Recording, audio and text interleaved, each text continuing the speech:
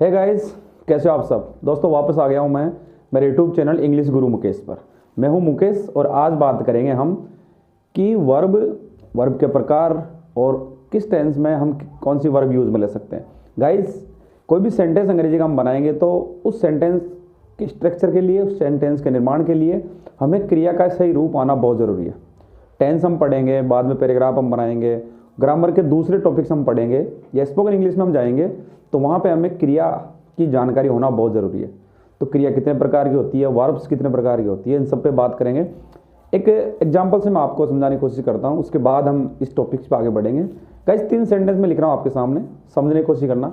एक सेंटेंस मैंने लिख दिया कि मैं मार्केट जाता हूँ, आई गो टू मार्केट, मैं मार्केट जाता हूँ।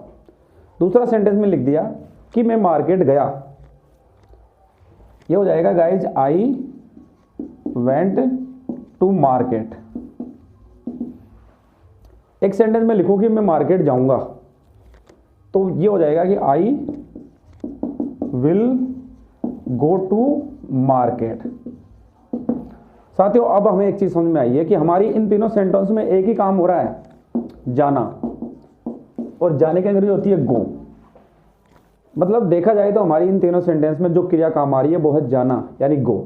लेकिन आपने देखा कि मैं मार्केट में जाता हूं, यहां हमारी क्रिया यूज हुई गो। यहां हुआ कि मैं मार्केट गया तो यहां गो बदल गया वेंट में। और फिर हमारा जो सेंटेंस है तीसरा वो ये था कि मैं मार्केट जाऊंगा तो यहां पे यूज हुआ विल गो। और यदि एक सेंटेंस और होता कि मैं मार्केट जा रहा हूं तो हो जाता I am going to market, यानी एम गोइंग हो जाता। तो आपने देखा कि गो, वेंट, फिर गोइंग, और इसमें एक सेंटेंस और अगर जोड़ दें कि मैं मार्केट जा चुका हूं तो हो जाएगा कि I have gone to market, I have gone to market. मतलब आपने देखा कि जो गो है उसके हमारे 4-5 फॉर्म तो यही मिल गए। गो हो गया, फिर वेंट हो गया, फिर विल गो, गोइंग हो गया या गोन हो गया। तो टेंस पढ़ने से पहले हमें ये निश्चित कर लेना है कि जो क्रिया होती है वो प्रेजेंट, पास्ट, फ्यूचर में क्रिया का रूप जैसे हिंदी में बदलता था ना, उसी तरह हमें अंग्रेजी में बदलना है। तो क्रिया के कितने फॉर्म्स होते हैं, क्रिया में आईएनजी फॉर्म क्या होता है, वो हम इसी टॉपिक में पढ़ेंगे। मतलब हमें ये क्लियर करना है, कोई भी सेंटेंस बनाने से पहले हमें ये सब पता होना चाहिए कि गो की 3 फॉर्म कौन कौन सी होती है, राइट की 3 फॉर्म कौन कौन सी होती है।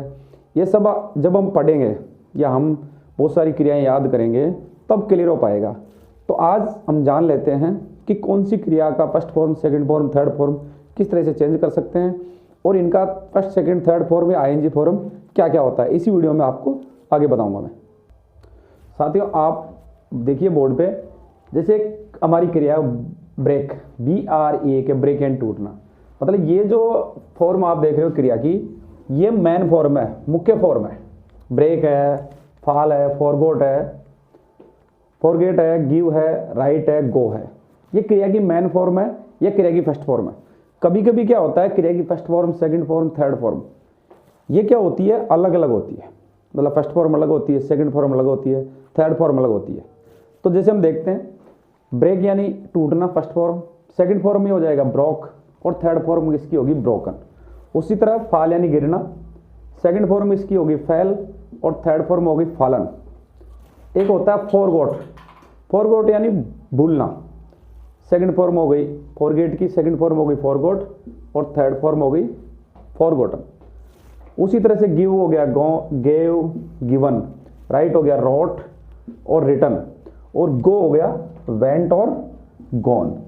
मतलब बहुत सारी ऐसी वर्ब्स होती है जिनकी फर्स्ट फॉर्म, सेकंड फॉर्म और थर्ड फॉर्म तीनों अलग अलग होती है, मतलब समान नहीं होती है। तो ऐसी फॉर्म्स को याद करना थोड़ा मुश्किल होता है। इसके लिए आप जब भी पढ़ो, ग्रामर पढ़ने की कोशिश करो, या किसी ग्रामर की बुक्स में देख रहे हो, या किसी यूट्यूब पे कोई वीडियो देख रहे हो, या गूगल पे आप देख रहे हो, तो ऐसी फॉर्म्स को आप लोग याद कर ले, लिख ले कि ऐसी कौन कौन सी वर्ब्स हैं जिनकी फर्स्ट फॉर्म, सेकंड फॉर्म और थर्ड फॉर्म अलग अलग होती है। दोस्तों, एक आईएनजी फॉर्म भी होती है। आईएनजी हमेशा फर्स्ट फॉर्म में लगती है। जैसे ब्रेक है, जैसे फाल है तो ये फालिंग हो जाएगा, FALLING। जैसे गो है तो गो हो जाएगा गोइंग, GOING। इसके भी कुछ रूल्स है, वो भी इसी वीडियो में हम देखेंगे।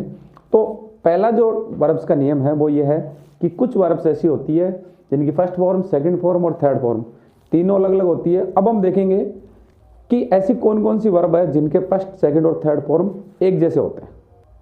साथियों, कुछ वर्ब्स ऐसी होती है जिनका फर्स्ट फॉर्म, सेकंड फॉर्म और थर्ड फॉर्म एक जैसा होता है। अगर आप सेकंड फॉर्म काम लोगे तो भी वही आएगा, फर्स्ट फॉर्म काम लोगे तो भी वही फॉर्म आएगी या वही वर्ब होगी, और थर्ड फॉर्म भी सेम ही होगी। जैसे कॉस्ट यानी दाम लगाना, मूल्य लगाना, कॉस्ट, कॉस्ट, कॉस्ट, तीनों फॉर्म सेम है। कास्ट यानी ढालना किसी या किरदार किसी को देना, तो वो भी कास्ट, कास्ट, कास्ट। ये तीनों form first, second, third similar रहती है। उसी तरह हिट, हिट, हिट, हर्ट यानी चोट पहुंचाना, तो हर्ट, हर्ट, सट, सट और सट। एक और होती है हमारे साथियों इसमें, वो ऑर्डिनरी आप लोग सब जानते हो, एक होती है रीड, रीड यानी पढ़ना। सेकंड फॉर्म भी रीड रहेगी और इसकी थर्ड फॉर्म भी रीड रहेगी। तो हमने इससे पहले देखा था कि कुछ ऐसी वर्ब होती है जिनकी first form, second form, third form अलग अलग होती है, लेकिन कुछ ऐसी फॉर्म भी होती है क्रिया की, या कुछ ऐसी क्रियाएं होती है जो फर्स्ट, सेकंड और थर्ड फॉर्म तीनों में सिमिलर रहती है। अब हम देखेंगे कुछ अलग प्रकार की क्रियाएं कि उनका फर्स्ट, सेकंड और थर्ड फॉर्म कैसा होता है। साथियों, कुछ ऐसी क्रियाएं होती है जिनका फर्स्ट फॉर्म तो आप सब जानते हो, जैसे प्ले यानी खेलना, कॉल यानी बुलाना, एक्ट यानी कार्य करना, आस्क यानी पूछना और एड यानी जोड़ना। ऐसी बहुत सारी है, मतलब ऐसी कम से कम हमारी 90% ऐसी वर्ब होती है जिनका फर्स्ट, सेकंड और थर्ड फॉर्म बनाने के लिए हमें उसमें ईडी जोड़ना पड़ता है। ईडी जोड़कर हम उसका फर्स्ट फॉर्म से सेकंड फॉर्म और थर्ड फॉर्म बना लेते हैं। जैसे इसको देखते हैं, प्ले यानी खेलना, तो सेकंड फॉर्म हो जाएगी प्लेड, तो थर्ड फॉर्म भी इसकी सिमिलर रहेगी। इसमें ईडी जोड़कर हम प्ले से प्लेड और प्लेड बना देंगे। जैसे कॉल यानी बुलाना, तो कॉल्ड हो जाएगा, CALL के बाद में जोड़ देंगे ईडी, कॉल्ड। अब एक्ट यानी कार्य करना, तो एक्टेड हो जाएगा, ACT के बाद में ईडी, ACT के बाद में ईडी। मतलब दोनों में ईडी ईडी जोड़ के हमने फर्स्ट फॉर्म की सेकंड फॉर्म और थर्ड फॉर्म बना दी। उसी तरह होता आस्क, तो आस्क्ड हो जाएगा, ASKED, आस्क्ड। एक होता है एड यानी जोड़ना, तो एडेड हो जाएगा, ADDED, एडेड यानी जोड़ना।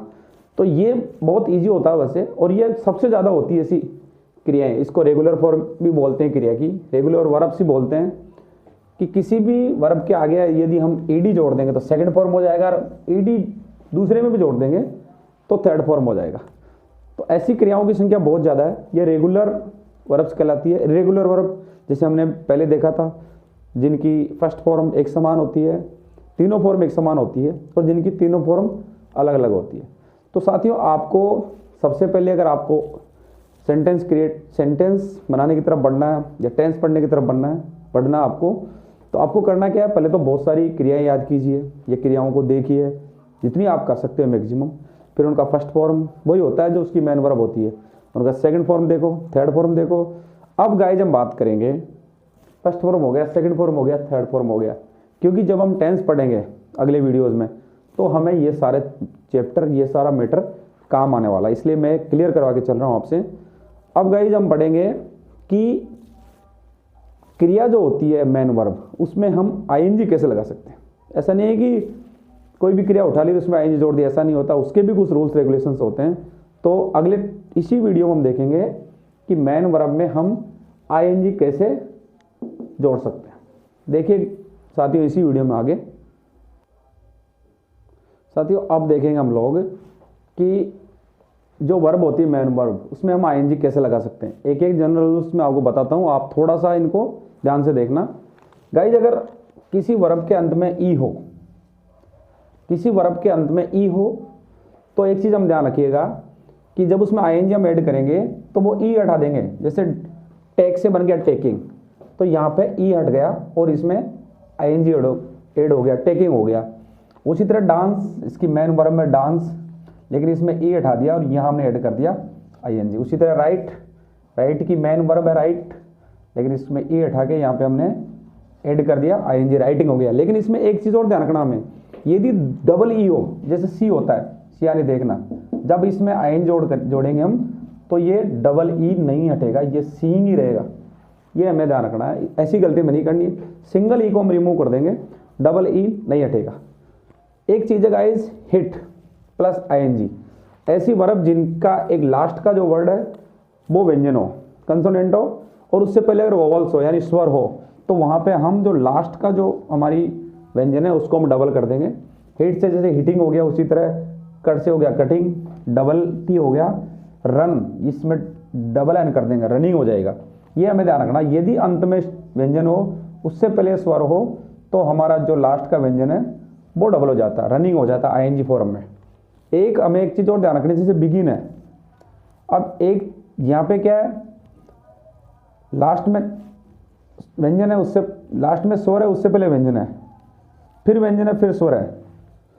लेकिन हमें एक ध्यान रखना है साथियों कि यहाँ पे हम कुछ भी नहीं करेंगे, जो भी चेंज होगा वो यही होगा, बिगिन से हो जाएगा बिगनिंग, यानी जो लास्ट का एन है उसको डबल करके डबल एन कर दिया, बिगनिंग हो गया। तो ये भी हमें ध्यान रखना है कि अगर आप इसको डबल नहीं कर सकते, फिर हम इसको डबल करेंगे, बिगनिंग यहाँ पे काम आएगा।